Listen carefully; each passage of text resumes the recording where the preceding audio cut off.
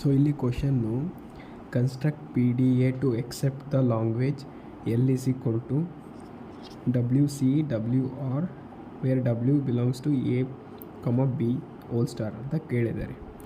So ಈಗಂದರೆ ಇದು ಪ್ಯಾಲಿಂಡ್ರೋಮ್ ಅಂತ ಅರ್ಥ. ಸೊ ಇಲ್ಲಿ ಫಾರ್ ಎಕ್ಸಾಂಪಲ್ಲು ನಾವು A ತೊಗೊಂಡ್ರೆ ಇದು ಸ್ಟ್ರಿಂಗ್, W ಅಂದರೆ ಸ್ಟ್ರಿಂಗ್, C ಇದೆ. ಸೊ ಅದನ್ನು reverse of the string BA ಆಗುತ್ತೆ. ಸೊ ಇದು ಎಕ್ಸಾಂಪಲ್ ತಗೊಂಡಿರೋದು. ಇಲ್ಲೇನು ಎಕ್ಸಾಂಪಲ್ ಕೇಳಿಲ್ಲ, ಬರೀ construct a PDA push down automata to accept the language ಅಂತ ಕೇಳಿದ್ದಾರೆ. ಸೊ ನಾವು ಬರೀ ಎಕ್ಸೆಪ್ಟ್ ಮಾಡೋ ಥರ ಒಂದು ಪುಶ್ ಡೌನ್ ಆಟೋಮೇಟಾನ ಕನ್ಸ್ಟ್ರಕ್ಟ್ ಮಾಡಬೇಕು. ಡಯಾಗ್ರಾಮ್ ಅಷ್ಟೇ ಇದು. ನೆಕ್ಸ್ಟು ಫಸ್ಟಿಗೆ ಅದಕ್ಕೆ ಸ್ಟಾರ್ಟಿಂಗ್ ಸ್ಟೇಟು Q0 ಅಂತ ತೊಗೊಂಡಿದ್ದೀನಿ, ಸರಿನಾ. ಸೊ ಈಗ ಪುಶ್ ಡೌನ್ ಆಟೋಮೇಟಾ ಅಂದರೆ ನಮಗೆ ಸ್ಟಾಕ್ ನೆನಪಾಗಬೇಕು. ಸ್ಟಾಕ್ ಇದರಲ್ಲಿ ಪುಶ್ ಡೌನ್ ಆಟೋಮೇಟಲ್ಲಿ Z0 ಅನ್ನೋದು ಸ್ಟಾರ್ಟಿಂಗ್ ಸ್ಟೇಟ್ ಯಾವಾಗಲೂ ಇರುತ್ತೆ. ಅದೇ Z0 ಸ್ಟಾರ್ಟಿಂಗ್ ಸ್ಟೇಟ್.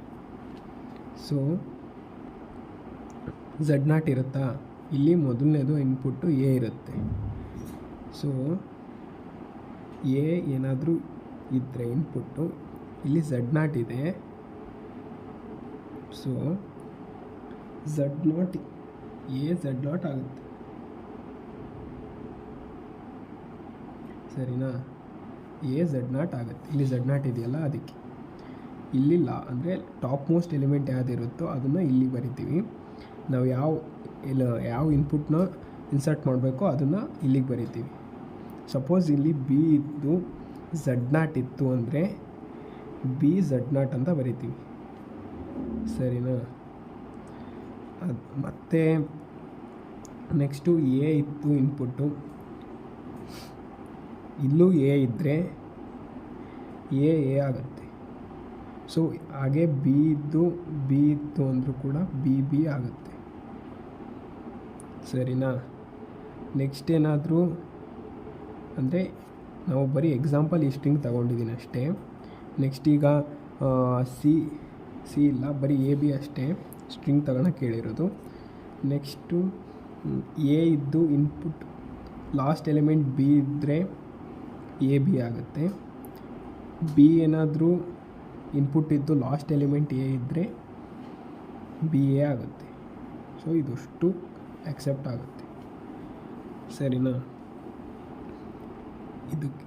ಅದಾದಮೇಲೆ ನೆಕ್ಸ್ಟು ಇದಷ್ಟನ್ನು ಕೂಡ ಸ್ಟ್ರಿಂಗ್ ಎಕ್ಸೆಪ್ಟ್ ಆದಮೇಲೆ C ಬರುತ್ತೆ. Cನ ನಾವು ಏನು ಮಾಡಬಾರ್ದು, ನೆಕ್ಸ್ಟು ಬರೀ ಮೂವ್ ಮಾಡಬೇಕು. ಅದಕ್ಕೆ ಏನು ಮಾಡ್ತೀನಿ, C ಏನಾದರೂ ಬಂದರೆ, ಸಪೋಸ್ C ಏನಾದರೂ ಬಂದು ಇಲ್ಲಿ Q0 ಇದೆಯಾ, ಈ ಸ್ಟ್ರಿಂಗ್ ಅಷ್ಟು ಎಕ್ಸೆಪ್ಟ್ ಆಗಿದೆ. ಈಗ A B ಎಕ್ಸೆಪ್ಟ್ ಆಗಿದೆ, ಸರಿನಾ. C ಏನಾದರೂ ಇನ್ಪುಟ್ ಬಂದರೆ ನಾವೇನು ಮಾಡಬೇಕು, B ಇದ್ದಾಗ C ಬಂದರೆ ಚೇಂಜ್ ಮಾಡೋಂಗಿಲ್ಲ ಸ್ಟೇಟ್ಸ್ನ. ಸೊ ನೆಕ್ಸ್ಟ್ ಅದನ್ನು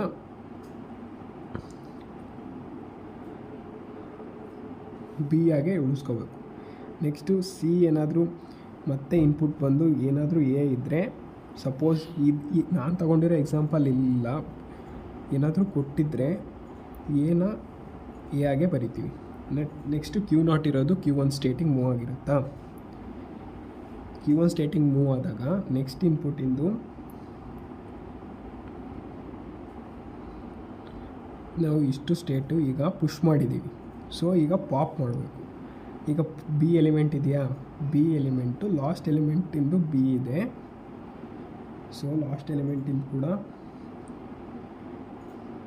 B ಇದ್ದಾಗ ಪಾಪಿಗೆ ಎಪ್ಸಿಲಾನ್ ಅಂತ ಬರಿತೀವಿ. ನೆಕ್ಸ್ಟು A ಎಲಿಮೆಂಟ್ ಇದ್ದು ಏನೇ ಇದ್ದರೆ ನೆಕ್ಸ್ಟು ಪಾಪ್ ಮಾಡ್ತೀವಿ. ಸೊ ಇವಷ್ಟು ಪಾಪ್ ಆಗುತ್ತೆ, ಇವಷ್ಟು ಎಲಿಮೆಂಟ್ಸು ಪಾಪ್ ಆಗ್ತವೆ.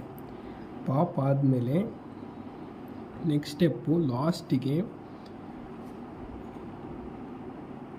ಎಕ್ಸೆಪ್ಟಿಂಗ್ ಸ್ಟೇಟ್ ಬರಿತೀವಿ. ಎಲ್ಲ ಪಾಪ್ ಆಗಿದಾವಲ್ಲ. ಸೊ ಎಕ್ಸೆಪ್ಟಿಂಗ್ ಸ್ಟೇಟು ಏನಂದರೆ ಎಲ್ಲ ಪಾಪ್ ಆದಮೇಲೆ ಎಲಿಮೆಂಟ್ಸ್ ಯಾವುದು ಉಳಿಯೋಲ್ಲ. ಅಂದರೆ ಎಂಟಿ ಸ್ಟ್ಯಾಕಿಗೆ ನಾವು ಡಾಲರ್ ಸಿಂಬಲ್ ಅಂತ ತಗೊತೀವಿ. ಡಾಲರ್ ಸಿಂಬಲ್ ಏನಾದ್ರು ಇದ್ದರೆ Z0ನ ಅಂದರೆ ಪಾಪ್ ಮಾಡೋಕ್ಕಾಗಲ್ಲ, ಬಟ್ Z0 ಅಂತ ಬರೆದು ಲಾಸ್ಟ್ ಎಕ್ಸೆಪ್ಟಿಂಗ್ ಸ್ಟೇಟಿಗೆ Z0 ಮಾಡ್ತೀವಿ. ಸೊ ಇಷ್ಟೇ, ಈ ಕ್ವಶನಿಗೆ ಆನ್ಸರು ಇಷ್ಟು ಬರೆದ್ರೆ ಸಾಕು.